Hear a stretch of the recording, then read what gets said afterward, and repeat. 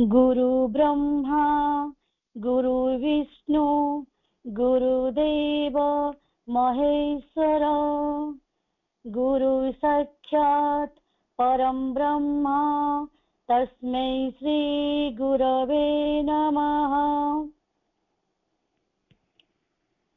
आज हेउछि पवित्र गुरु दिवस।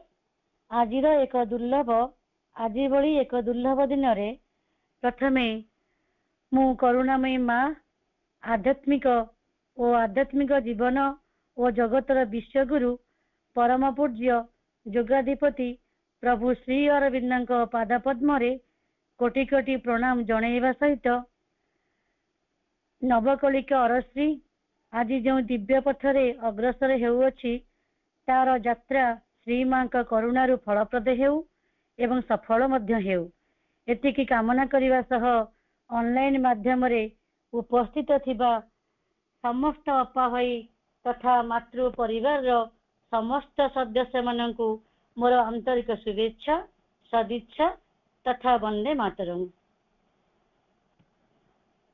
आजिर जो विषय वस्तु रखा होईछि ता हेउछि पूर्ण जग और जीवन। मोर ए सीमित ज्ञान आपण मानक यथायोग्य सदिच्छा आउ आशीर्वाद एवं माँ का करुणारु आशा रखी यथासंभव विषयटी को उपस्थापन करने पाई मु प्रयास करुछि। संसार रे जार बुद्धि ज्ञान और चेतना थाए ताकू आमे मनुष्य बोली कहा जाए बा ताकू आमे मनुष्य कहि थाउ। मनुष्य हेउछि ज्ञान क्रिया और इच्छा एही तीनोटी मौलिक शक्तिर एक जुग्म रूप। मनीष मध्य परमात्मांकर जड़े बलिष्ठ प्रतिनिधि। सेथिबाई महायोगी श्री अरविंद कहिसेंती मनीष श्रेष्ठ जीव रूपे जड़ जगतर अधिनायक।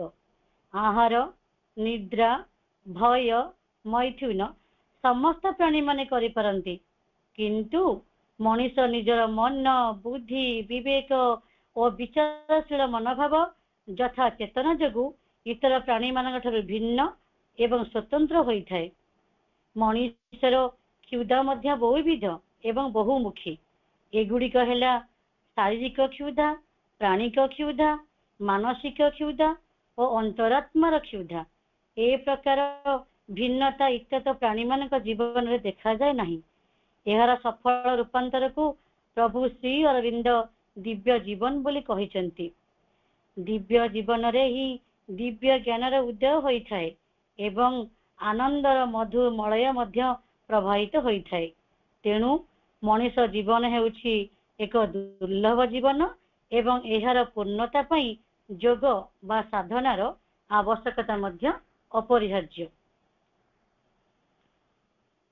योग कहिले साधारणतः भगवान का सहित युक्त हेबाकु बुझाई थाए अर्थात भगवान का सत्ता सह निजको युक्त करिवार आमे जो प्रणाली करिथाउ बा एही प्रणाली को योग कुहा जाए। भारतीय योग दर्शन रे चारि प्रकार योगर कथा कुहा जाइछि यथा मंत्र योग लय योग राज योग हठ योग। मंत्र योग लयश्चैव राज योग हठस्तथा योग चतुर्विध प्रोक्ता योगाभिस्तत्वदर्शिभिः। योग भारतीय मानकर विश्व समुदाय को एक विशेष अवदान। विश्वर जीवन धारा रे योगर भूमिका मध्य गुरुत्वपूर्ण। आम भारतीय समाज सर्वदा आध्यात्मिकता को गुरुत्व देइछि। एही आध्यात्मिकतार प्राथमिक लक्ष्य थिला मनुष्य को मुक्ति प्रदान करिबा।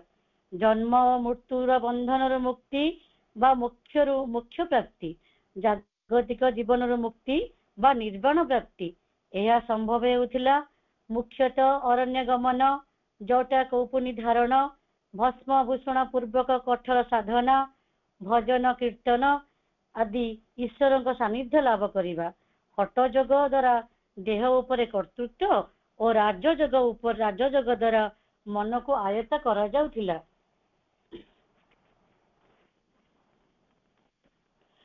आत्मा को परमात्मा का सह मिसाई एहा को जीवनर सार्थकता बोली ग्रहण करा जाउथिला। किंतु एथिरे मन प्राण देह और आत्मसत्तार संपूर्ण विकसित हैला नहीं। साधकर साधना द्वारा जी सी उपकृत हैला, मात्र समाज जो जीवन पाई विशेष किसी उन्नति होई पारला नहीं। परम पूज्य श्री अरविंद से समसामयिक जीवन जिज्ञासा को अनुशीलन करी जो नूतन जोगर पथ उन्मोचन करिसेंती ताहा हेउची पूर्ण जोग। एहा तांकर बहु वर्षर आध्यात्मिक अनुभूति साधना और सिद्धिर अमृत फल। श्री अरविंद आमर पुरातन जोगधारा को केबे भी असम्मान करिनांती किंबा आगामी दिन तथा नूतन पीढ़ी भाई ताकू अनुमोदन मध्य करिनांती। तांको जोगर लक्ष्य मुक्ति नुहे बरं जीवन और शरीर और आत्मार पूर्ण रूपांतर। जीवनर समस्त संकीर्णता को परित्याग करी चेतनार पूर्ण रूपांतर हेउची श्री अरविंदंकर पूर्ण जोगर लक्ष्य। देह मन प्राण और चैत्य सत्तार विकास एवं रूपांतर, यही रूपांतरित जीवन ही दिव्य जीवनर भित्तिभूमि। पूर्णांग जोग पाई जाति धर्म वर्ण और बयसर कौनसी भेदभाव मध्य नहीं। प्रत्येक व्यक्ति एही पथर पथिक होई पारंती। एही पथ धार्मिकतार किंबा नैतिकतार पथ नुहे, यह केवल आध्यात्मिकतार पथ। आंतरिकता अकपट और सरलता द्वारा एही पथरे यात्रा करी हेबो। पूर्ण जोगरे गेरुआ वस्त्र परिधान, मस्तक मुंडन, संसार त्याग, कमंडल धारण, नीति प्रवचन, गुरु शिष्य परंपरा कौनसी स्थान नहीं। केवल अहंकार त्याग एवं भगवान का प्रति आत्मीयता और अनुरक्ति हेउची एही जोगर लक्षण। पूर्ण जोगरे जीवनर मधुमेह अवस्था एवं पूर्णता पाई अहं क्रोध क्रोध हिंसा ईर्षा भय कामना और वासनार परित्याग करने सह भगवान का प्रति आस्था और समर्पणर एकांत आवश्यक। पूर्ण जोगरे प्रथमे शरीर पूर्णता को गुरुत्व दिया जायछि। श्री अरविंद कहती, perfection is the true aim of all culture, the spiritual and psychic, the mental, the vital, and it must be the aim of our physical culture also। अर्थात पूर्णता सकल संस्कृतिर यथार्थ लक्ष्य।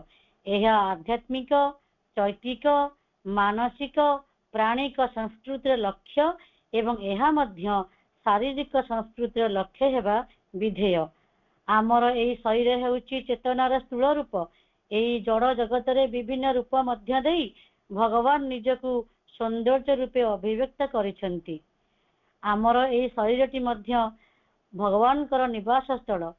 एहार रक्षणाबेक्षण करिबा आमर प्रधान कर्तव्य। शरीर बिना पार्थिव जीवनर मूल्य मध्य किछि नाही। तेणु पार्थिव शरीर बिना दिव्य जीवनर कल्पना मध्य करा जाई पारे नाही। शरीर नथिले ज्ञान प्रेम शक्ति और सौंदर्यर मूल्य मध्य किछि नाही। पूर्णांग जीवन पाई एक पुण्यक्षम शरीर आवश्यकता रही, जहा द्वारा आमे अज्ञानता संकीर्णता विभेदता मिथ्याचार दुख शोक रोग भय वार्धक्य मृत्यु विरुद्ध रे संग्राम करी अपशक्ति को आमठारु दूरे दे परिबा। श्री अरविंद शरीर पूर्णता पाई दुईटी कथा कहिसंती। प्रथम रे शरीर चेतना को पूर्ण भावे जागृत करिबा एवं द्वितीय रे एहार शक्ति और सामर्थ्य को यथासंभव उपयोग करिबा। पुनर्बार श्री अरविंद कहती, शरीर चेतनार दुईटी विभाग मध्य अछि। गोटिए विभाग जंत्र भावे मनर बिना हस्तक्षेप भौतिक स्तर रे कार्य करे एवं द्वितीय विभागटी एक विशालशील और तालीम प्राप्त जंत्र भावे मन और प्राणर दाबी प्रति समर्थन जणई स्वतः प्रवृत्त भावे कार्य करिथाए। जदि मन और प्राणशक्ति सूक्ष्म भौतिक चेतना और शरीर चेतनार प्रवृत्ति और गतिवृत्ति को नियंत्रण करी स्थूल सचेतन भावे सेमानकु कार्य लगाई पारे, तेबे सेमाने निजर प्रतिभा प्रति अधिक भावे कार्यक्षम होई परिबे। एपरि करिबा द्वारा शारीरिक चेतना क्रमे ऊर्ध्वस्थ चेतना प्रति उन्मुक्त हुए एवं चैत्य भाव द्वारा प्रणोदित होई आत्मार आलोकरे आलोकित होइथाए। एहा द्वारा शरीर रूपांतर घटे एवं एहा सत्य शिव सुंदर को प्रकाश करे। एहा हेउछि शरीर चेतना पूर्णांग चेतनार पूर्णांग परिपूर्णता। श्री अरविंद एही मर्मरे कहिसेंति शरीर ही भगवान को स्मरण करिवो। Even the body shall remember God. एही जड़ सत्य को एही जड़ सत्यर एही जड़ सत्य को परिप्रकाश करिवो। Matters are reveal the spirit face. सुतरां शरीर रे दिव्य चेतनार विशुद्धि शक्ति ज्योति प्रसारता प्रशांति और आनंद को धरी रखिबार क्षमता को बढ़ाइबा हेउछि शारीरिक पूर्णतार मूल लक्ष्य। श्री अरविंद पूर्ण जगरे प्राण शक्ति को मध्य गुरुत्व देइछन्ति। एहा एक इच्छा शक्ति बा संकल्प शक्ति जहा आमर कार्यधारा को तीव्र एवं एकमुखी करे। संकल्प शक्तिर मूल पिंड है प्राण।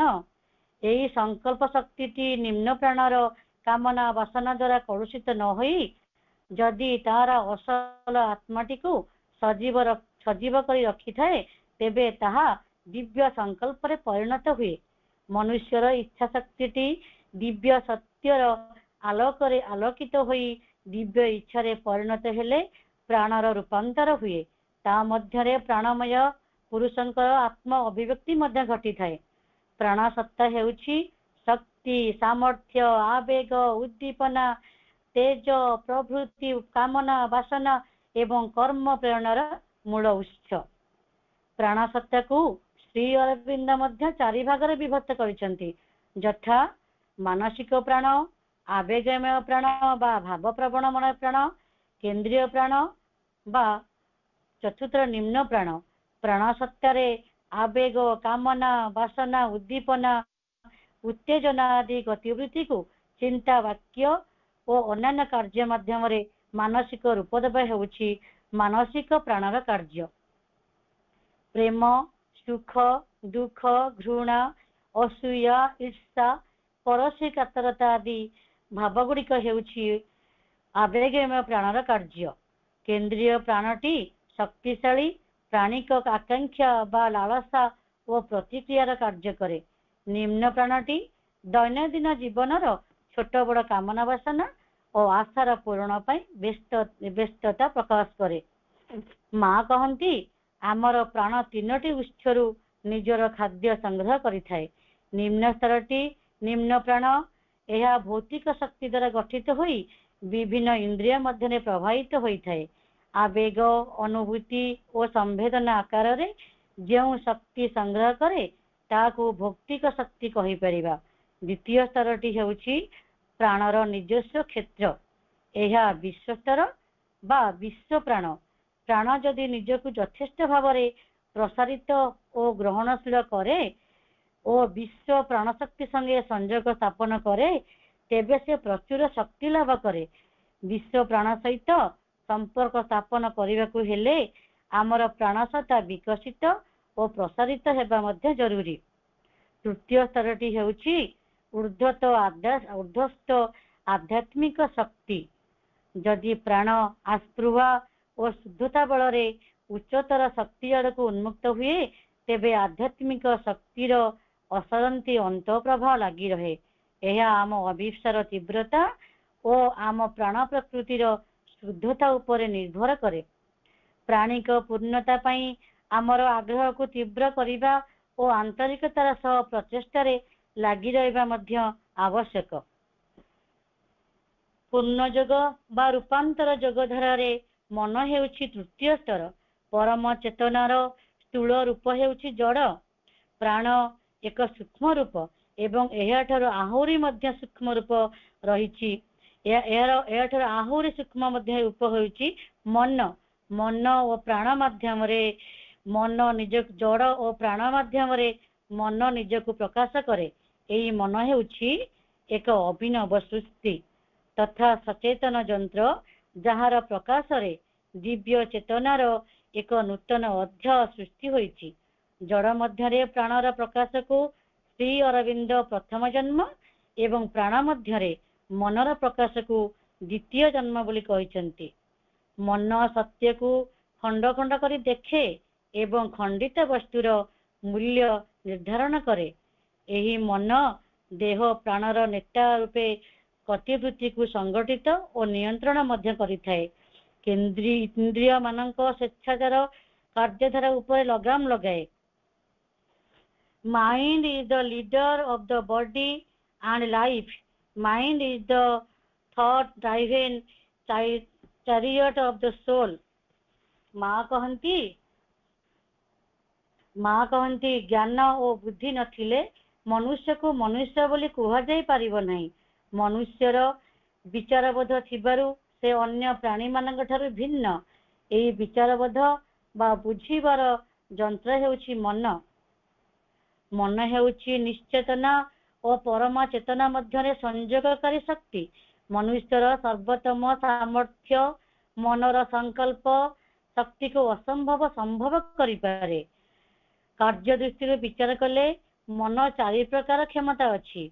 पुरातन युग अनुसार एही चारोटी स्तर हेउछि चित्त, मन, बुद्धि और अहंकार। श्री अरविंद अहंकार परिवर्ते सत्य दृष्टि को चतुर्थ स्तर रूपे ग्रहण करिसंति। सत्य दृष्टि मनटी मनुष्य मानक मध्यरे ए पर्यंत पूर्ण भावरे विकसित होई नहीं। यह मनर प्रतिभा वा असाधारण धीशक्ति अटे। सेही धीशक्ति गुड़िक हेला सार्वभौम विचार शक्ति, स्वतःस्फूर्त सत्य दृष्टि, अखंड वाक् प्रेरणा और प्रत्यक्ष ज्ञान दृष्टि। यही शक्ति गुड़िक जहाँ प्रकाश पाए से सत्यद्रष्टा महापुरुष भाव विवेचित होता है।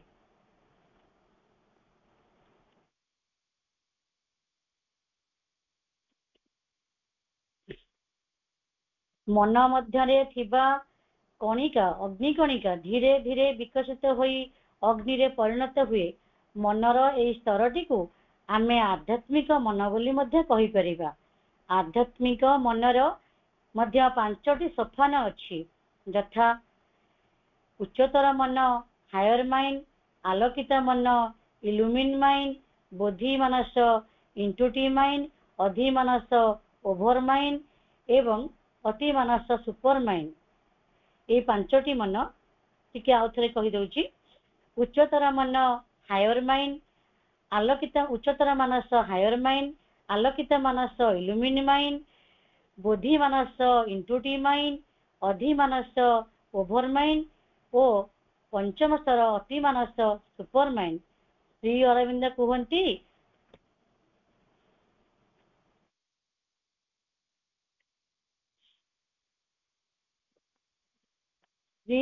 कहती super mind is the vast self expression of mind Brahma that contains and develop.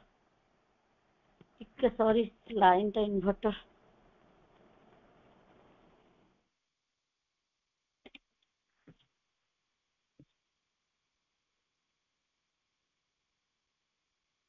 Shri Aurobindo कहती super mind is the vast self expression of the Brahma that contains and develops. निज मध्यरे विश्व को धारण करिथिबा एवं सेही विश्व को विकसित कराउथिबा ब्रह्मर विपुल आत्म प्रकाशन हेउछि अति मानस। आमर शरीर प्राण मध्यम मन मध्यरे अति मानसर आत्मशक्ति बा बीजटी प्रकटित हेले शरीर रे अपूर्व सौंदर्य, प्राण रे विपुल शक्ति और मनरे अमाप ज्ञान भरी उठिब। सेही शक्तिर अवतरण द्वारा पार्थिव जीवनटी दिव्य जीवन रे एवं पार्थिव जगतटी दिव्य जगत रे परिणत हेब। मनर चिंताराजी को नियंत्रण करिबा, मन को एकाग्र और नीरव करिबा सहित ताको ऊर्ध्वमुखी और प्रसारित करिबा, मन मध्यरे अति मानस चेतना को आविष्कार करिबा एवं मन और अति मानस मध्यरे मिलन घटाइबा हेउछि मानसिक तपस्यार मुख्य लक्ष्य। दिव्य मनोभाव, दृढ़ विश्वास, धैर्य और अध्यवसाय द्वारा यह संभवपर होई पारे। यह द्वारा मनटी परम दिव्य सत्तांकर दिव्य अस्त्र होई ପୂର୍ଣ୍ଣତା ଲାଭ କରେ। ଶ୍ରୀ ଅରବିନ୍ଦଙ୍କ ପୂର୍ଣ୍ଣ ଯୋଗରେ ଚୈତ୍ୟର ପୂର୍ଣ୍ଣତା ଏକ ଗୁରୁତ୍ୱପୂର୍ଣ୍ଣ ବିଭବ। ମା କୁହନ୍ତି, ବ୍ୟକ୍ତିର ଆତ୍ମା ବା ଚୈତ୍ୟ ସତ୍ତା ହେଉଛି ସେହି ସତ୍ୟ ଯିଏ ଆମକୁ ପ୍ରକୃତ ବାଟ ଦେଖାଇ ପାରେ, ସେହି ଅସଲ ଶିକ୍ଷକ। ଏବଂ ସେହି ଶିକ୍ଷକର ବଳିଷ୍ଠ ବ୍ୟକ୍ତିତ୍ୱ ଓ ନେତୃତ୍ୱ ଦ୍ୱାରା ଶରୀର, ପ୍ରାଣ ଓ ମନରୂପୀ ଛତ୍ରଗୁଡ଼ିକ ପରିଚାଳିତ ହେଲେ ପୂର୍ଣ୍ଣତା ଅଭିମୁଖେ ସକଳ ବାଧାବନ୍ଧନ ଗୁଡ଼ିକ ଦୂର ହୋଇପାରିବ। ଗ୍ରୀକ୍ ଭାଷାରେ ସାଇକିକ୍ର ଅର୍ଥ ହେଉଛି ସୋଲ୍।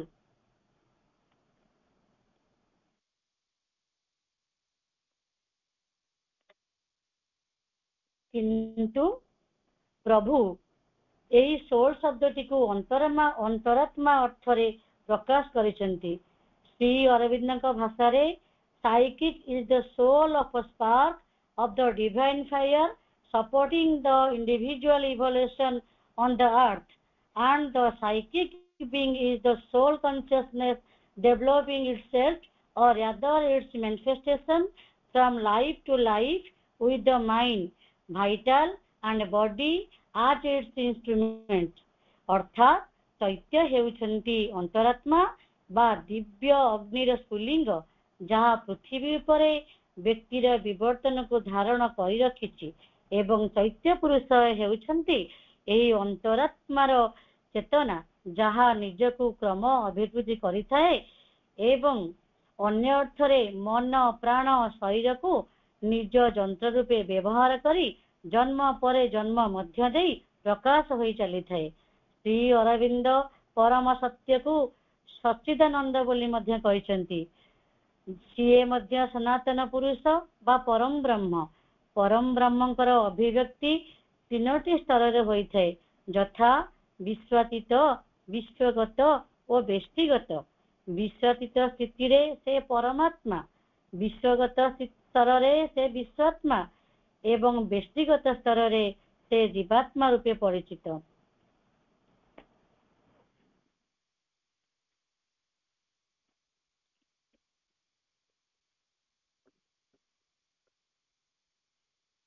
ପରମ ସତ୍ୟର ବ୍ୟକ୍ତିକ ବା ସବଜେକ୍ଟିଭ ରୂପ ହେଉଛି ଆତ୍ମା ଏବଂ ନୈବ୍ୟକ୍ତିକ ବା ଅବଜେକ୍ଟିଭ ରୂପ ହେଉଛି ପରମ ବ୍ରହ୍ମ ବା ପରମାତ୍ମା। ମନୁଷ୍ୟ ଅବସ୍ଥାରେ ଚୈତ୍ୟ ପୁରୁଷ ପହଞ୍ଚିବା ପରେ ମନୁଷ୍ୟ ଧୀରେ ଧୀରେ ଅନ୍ତରାତ୍ମାର ଉପସ୍ଥିତି ପ୍ରତି ସଚେତନ ହୁଏ, କାରଣ ସେ ଅନୁଭବ କରେ ଯେ ତାର ଅନ୍ତର ମଧ୍ୟରେ ଏପରି ଏକ ଦିବ୍ୟ ଉପସ୍ଥିତି ଅଛି ଯାହା ଶାଶ୍ୱତ ବା ଭଗବାନଙ୍କର ପ୍ରତିନିଧି ରୂପେ କାର୍ଯ୍ୟ କରୁଛି। ମନୁଷ୍ୟର ନିରବଚ୍ଛିନ୍ନ ଅଭିପ୍ସା ଏବଂ ସାଧନା ବଳରେ ଏହି ଚୈତ୍ୟ ବା ଅନ୍ତରାତ୍ମାର ଅଭିବୃଦ୍ଧି ଘଟେ। ଜନ୍ମ ଜନ୍ମ ଧରି ଆମ ଭିତରେ ଥିବା ଦିବ୍ୟ ଉପାଦାନଟି ଶରୀର, ପ୍ରାଣ ଓ ମନ ଜରିଆରେ ଉଚ୍ଚକୋଟୀର ଶୁଦ୍ଧ ଅନୁଭୂତିମାନ ଲାଭ କରି ନିଜର ଏକ ସ୍ୱତନ୍ତ୍ର ସତ୍ତା ବା ଚୈତ୍ୟ ବ୍ୟକ୍ତିତ୍ୱ ଗଠନ କରେ, ଯାହାକୁ ଆମେ ଚୈତ୍ୟ ପୁରୁଷ ବୋଲି କହିଥାଉ। ଏହି ଚୈତ୍ୟ ପୁରୁଷ ହେଉଛନ୍ତି ଭଗବାନଙ୍କ ପ୍ରତିନିଧି, ଦିବ୍ୟ କେନ୍ଦ୍ର ଓ ଭଗବାନଙ୍କ ନିବାସ ସ୍ଥଳ।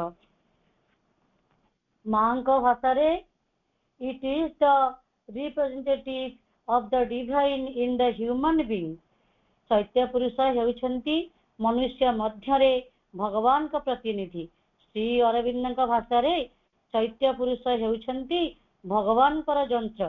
ଏହା ଭଗବାନଙ୍କୁ ଧାରଣ କରିଥାଏ। ଏହା ଭଗବାନଙ୍କର ଆବାସ ମଧ୍ୟ। ଏହା ହେଉଛି ଜଡ଼ ମଧ୍ୟରୁ ସଦ୍ୟ ପ୍ରସୂତ ହୋଇଥିବା ଈଶ୍ୱର। ଯେତେବେଳେ ଏହି ଚୈତ୍ୟ ପୁରୁଷ ପ୍ରତି ଆମେ ସଚେତନ ହେଉ ବା ଚୈତ୍ୟ ପୁରୁଷ ଜାଗ୍ରତ ହୁଅନ୍ତି, ସେତେବେଳେ ଆମର ନବଜନ୍ମ ହୁଏ ଏବଂ ଆମେ ପ୍ରକୃତରେ ଭଗବାନଙ୍କର ସନ୍ତାନ ବୋଲି ଅନୁଭବ କରିଥାଉ।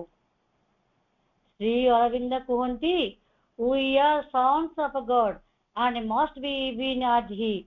His human portion we must grow divine. সুতরাং চৈত্য সত্তা ଆମର ବ୍ୟକ୍ତିଗତ ଆତ୍ମସତ୍ତା। ଯଦିଓ ଏହା ଭଗବାନଙ୍କ ଠାରୁ ଆସିଛି, କିନ୍ତୁ ସ୍ୱୟଂ ଏହା ଭଗବାନ ନୁହେଁ। ଯେତେବେଳେ ଆମର ଚୈତ୍ୟ ପୁରୁଷ ଜାଗ୍ରତ ହୁଅନ୍ତି ବା ଆମେ ନବଜନ୍ମ ଲାଭ କରୁ, ସେତେବେଳେ ପୂର୍ଣ୍ଣାଙ୍ଗ ଯୋଗ ପଥରେ ଆମେ ପାଦ ଦେବାକୁ ସମର୍ଥ ହୋଇଥାଉ। ଦୃଢ଼ ସଂକଳ୍ପ इच्छा शक्ति अध्यवसाय और मां का करुणा द्वारा आमे आम लक्ष्य प्राप्ति दिगरे अग्रसर होई परिबा। आध्यात्मिक पूर्णता श्री अरविंद पूर्ण जगर अन्यतम बलिष्ठ अनुचिंतन चेतनार प्रतिटी स्तर एवं जीवनर प्रतिटी गतिधार आनंद विद्यमान सौंदर्य शक्ति ज्ञान और प्रेम मध्य आनंद रही। आनंदर उपलब्धि जेते गभीर और व्यापक हुए पूर्णतार परिसर सेते वृद्धि पाई थाए। आध्यात्मिक उपलब्धि सकाशे प्रेम एक बलिष्ठ साधन।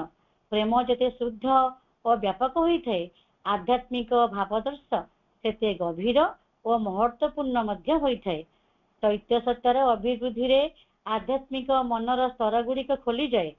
प्रत्येक स्तर उपलब्धि आध्यात्मिक पूर्णतार गोटे गोटे नूतन दिगंत। मनुष्य हेउछि पशु और ईश्वरंकर एक मिलन स्तर बा दिव्य और अदिव्यर एक सम्मिश्रण। आध्यात्मिक स्तर गुड़िकर अनुभव पाई मनुष्य को सौंदर्य शक्ति ज्ञान और प्रेमर तपस्या करने को पड़िबो। तपस्यार अग्रगति पथरे आध्यात्मिक पूर्णतार द्वार गुड़िक खोली जाए एवं आत्मपुरुष उपलब्धि रे आध्यात्मिक पूर्णता हासिल हुए। चैत्य द्वारटी खोला रहिले जीवनटा ससपूर्ण मध्य हुए। संगति अधिक संगति प्रेमरु महतर प्रेम आनंदरु महतर आनंद प्रतिष्ठित हुए। आमर चैत्य पुरुष हेउछन्ति शुद्धता मधुरता अनुकंपा और ईश्वराभिमुखी हेबार शाश्वत प्रभावमान धारा। विश्वातीत परम प्रभुंक निकट को पहुंची जीवार सीधा सड़क संजोगर सेतु। आमर चैत्र केन्द्रटी एक दिव्य केन्द्र होइथिबारु सेहिठारु दिव्य जननींकर उपादान गुड़िक उद्गत मध्य होइथाए। चैत्य पुरुषंकर शरण नेले से आमको परम पुरुषंक सहित मिलन कराई देबे। एथिपई आमको जो तपस्या आचरण करने को हेबो ताहाको आमे आध्यात्मिक शिक्षा बोली कहि परिबा। आध्यात्मिक शिक्षार लक्ष्य होउची आध्यात्मिक परिपूर्णता बा आध्यात्मिक पूर्णता। एही जीवन रे आध्यात्मिक पूर्णता हासिल करिबा हेउची आध्यात्मिक जीवन बंचिबा। आध्यात्मिक जीवनटी शांति संगति प्रेम और समर्पणर जीवन। आत्मा सहित एकात्मा होई जिबा हेउची आध्यात्मिक जीवन। आमर जीवन रे जो परम सत्य को आमे सर्वोच्च आसन रे अधिष्ठित करिसंती तांकठारे निजको अहं शून्य भाव रे संपूर्ण रूपे समर्पण करिवार जीवन हेउची आध्यात्मिक जीवन। सुतरां आध्यात्मिक जीवन हेउची आत्म आविष्कार आत्म उपलब्धि एवं आत्म प्रकाशनर जीवन। एहा पार्थिव जीवन को दिव्य जीवन रे परिणत करिबा पई निरंतर प्रयास जारी रखे। संपूर्ण आध्यात्मिक पूर्णताटी रूपांतरित मन प्राण और शरीर रे भगवत उपलब्धि द्वारा हासिल कराई थाए।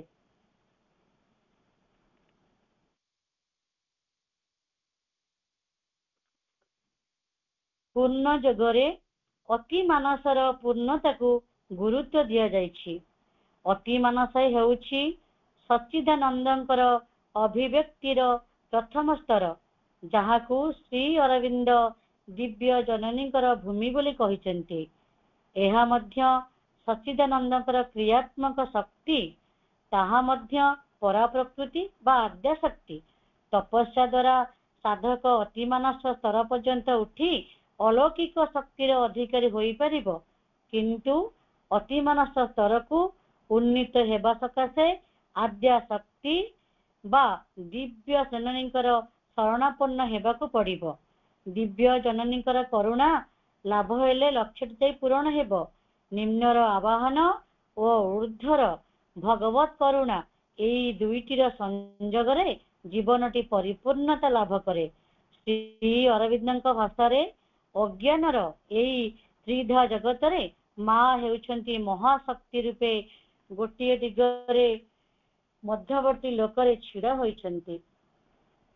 ତାଙ୍କର ଗୋଟିଏ ଦିଗରେ ରହିଛି ଅତି ମାନସ ଜ୍ୟୋତି, ସତ୍ୟାତ୍ମକ ଜୀବନ, ସତ୍ୟାତ୍ମକ ସୁଦୃଷ୍ଟି, ଯାହାକୁ ସେଠାରେ ଉତାରି ଆଣିବାକୁ ହେବ। ଆଉ ଗୋଟିଏ ଦିଗରେ ଅଛି ଊର୍ଦ୍ଧ୍ୱଗାମୀ ଓ ନିମ୍ନଗାମୀ ଚେତନାର ଶ୍ରେଣୀବଦ୍ଧ ଲୋକ ସକଳ, ଯାହା ସିଡ଼ି ସଦୃଶ ଅବତରଣ କରିଛି ଜଳର ନିଶ୍ଚେତନା ମଧ୍ୟରେ ଏବଂ ତା ହିଁ ପ୍ରାଣ ମନ ହୃଦୟର ପରିସ୍ଫୁରଣ ଆଶ୍ରୟ କରି ପୁନଶ୍ଚ ସିଡ଼ି ତୁଲ୍ୟ ଆହରଣ କରିଛି ପରମାତ୍ମାଙ୍କ ଅନନ୍ତ୍ୟ ମଧ୍ୟରେ। ପୁନର୍ବାର କହିଛନ୍ତି, କୌଣସି ମାନୁଷୀ ପ୍ରୟାସୀ ନୁହେଁ ବା ତପସ୍ୟା ମଧ୍ୟ ନୁହେଁ, କେବଳ ମାଙ୍କର ଶକ୍ତି ହିଁ ଆବରଣ ଛିନ୍ନ କରିଦେଇପାରେ, ଆଧାରକୁ ଗଢ଼ି ଦେଇପାରେ। ଏହି ତମିଶ୍ରା ମିଥ୍ୟା ମୃତ୍ୟୁ ଓ ବେଦନାପୂର୍ଣ୍ଣ ଜଗତରେ ଉତାରି ଆଣିପାରେ ସତ୍ୟ ଜ୍ୟୋତି, ଦିବ୍ୟ ଜୀବନ ଓ ପରମ ଆନନ୍ଦ। ଅତି ମାନସର ରୂପାନ୍ତର ମାନବ ସମାଜର ଏକ ନିୟତି ବା ସୁନ୍ଦର ଭବିଷ୍ୟତ। ଅତି ମାନସ ଶକ୍ତିର ଅବତରଣ ଦ୍ୱାରା ଏକ ନୂତନ ପୃଥିବୀ ଜନ୍ମ ନେବ ଏବଂ ଏକ ନୂତନ ମାନବ ଜାତିର ଆବିର୍ଭାବ ହେବ। ଜଗତରୁ ସକଳ ଦୁଃଖ, ଯନ୍ତ୍ରଣା, ଅଜ୍ଞାନତା ଓ ମୃତ୍ୟୁର ବିଲୋପ ମଧ୍ୟ ଘଟିବ। ଅତି ମାନସ ଶକ୍ତିର କ୍ରିୟା ଦ୍ୱାରା ଏପରି ଏକ ନୂତନ ମାନବ ଜାତି ସମ୍ଭବ ହୋଇପାରିବ, ଯିଏକି ପୃଥିବୀ ପୃଷ୍ଠରେ ଏହି ନୂତନ ଶକ୍ତିକୁ ଅବତରଣ କରାଇ ଆଣିବ।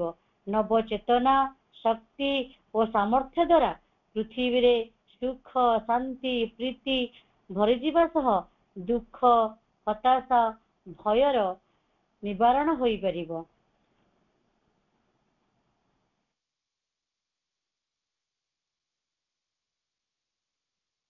ସର୍ବଶେଷରେ ମୁଁ ଏତିକି କହିବି ଯେ ଶ୍ରୀ ଅରବିନ୍ଦଙ୍କ ପୂର୍ଣ୍ଣଯୋଗ ମାନବ ଜାତିର ସୁଖମୟ ଆନନ୍ଦମୟ ଜୀବନ ପାଇଁ ଅଭିପ୍ରେତ। ସାମ୍ପ୍ରତିକ ମାନବ ଓ ସମାଜ ଜୀବନ ତଥା ବିଶ୍ୱ ଜୀବନ ଆଜି ଏକ ଜଟିଳ ପରିସ୍ଥିତି ମଧ୍ୟ ଦେଇ ଗତି କରୁଅଛି। ସମସାମୟିକ ଜୀବନ ବା ସମାଜରେ ଆଜି ଈର୍ଷା, ହିଂସା, ଅନ୍ୟାୟ, ଅସତ୍ୟ ଓ କାରୁଣ୍ୟର କଳାବାଦଲ ଛାଇ ଯାଇଛି।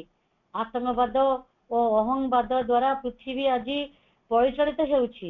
ଦେଶ ଦେଶ ଭିତରେ ଯୁଦ୍ଧ, ରକ୍ତପାତ, ଜାତି ଜାତି ଭିତରେ ଭେଦଭାବ ମଧ୍ୟ ବଢି ଚାଲିଛି। ବାରୁଦର ଗନ୍ଧରେ ଆଜି ପୃଥିବୀ ରକ୍ତର ହୋଲି ଖେଳୁଛି। ମାନବ ଜୀବନ ଆଜି ଅର୍ଦ୍ଧମୃତ୍ୟୁ ଅବସ୍ଥା ମଧ୍ୟ ଦେଇ ଗତି କରୁଛି। ସୁଖ, ସୌହାର୍ଦ୍ଦ୍ୟ, ଶାନ୍ତି ଓ ଆନନ୍ଦ ଆଜି ଲୋପ ପାଇ ବସିଲାଣି।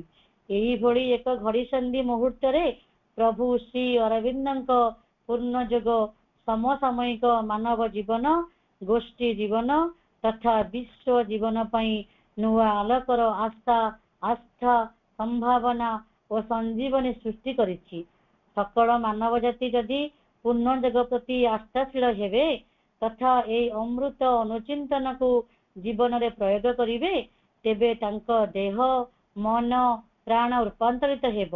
ଜୀବନ ହେବ ରସତୁଲ୍ୟ, ଆନନ୍ଦମୟ ମଧ୍ୟ ହେବ ଏବଂ ସିଏ ଦିବ୍ୟ ମାନବରେ ପରିଣତ ହୋଇପାରିବେ।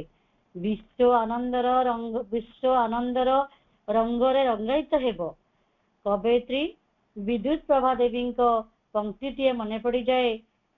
ପଂକ୍ତିଟି ଏପରି ଅଛି, ମାନବ ଜଗତେ ଦେଖା ଦେବ ଆସି ଅତି ମାନସର ନୂତନ ଜାତି, ମାଟିର ଧରଣୀ ସରଗ ହୋଇବ, ବିରାଜିବ ଚିର ଆନନ୍ଦ ଶାନ୍ତି। ପରମ ପୂଜ୍ୟ ଶ୍ରୀ ଅରବିନ୍ଦଙ୍କ ଯୋଗ ବା ପୂର୍ଣ୍ଣ ଯୋଗ ହିଁ କେବଳ ସମସାମୟିକ ମାନବ ଜୀବନ ତଥା ବିଶ୍ୱ ମାନବ ଜୀବନକୁ ଶାନ୍ତି, ଆନନ୍ଦ ପ୍ରଦାନ କରିପାରିବ। ଏହାର ପ୍ରଭାବରେ ବିଶ୍ୱର ପ୍ରତିଟି କୋଣ ଓ ଅନୁକୋଣରୁ ପ୍ରତିଧ୍ୱନିତ ହେଉଥିବ, ବିଶ୍ୱ ଦେଖ ମଧୁମୟରେ ଜୀବନ, ବିଶ୍ୱ ଦେଖ ମଧୁମୟ। ସମସ୍ତଙ୍କୁ ପ୍ରଣାମ। ବନ୍ଦେ ମାତରମ୍।